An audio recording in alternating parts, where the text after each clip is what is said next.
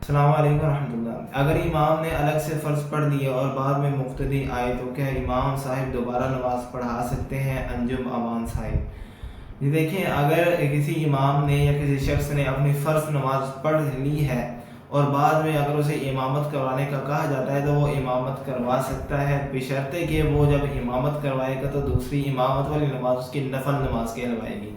وہ دوسری نماز کو فرض کی نیت سے ادا نہیں کر سکتا، دو فرض وہ اکٹھے ادا نہیں کر سکتا۔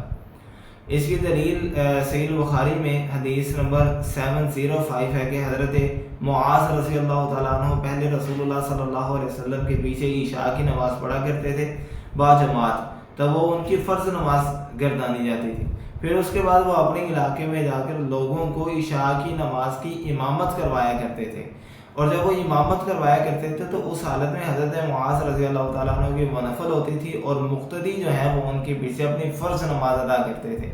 تو اس حدیث سے ثابت ہوا کہ امام کی نفل ہو تو وہ جماعت کروا سکتا ہے، مقتدی اس کے پیچھے اپنی فرض نماز پڑھ سکتے ہیں۔ ھذا ما عندی واللہ اعلم۔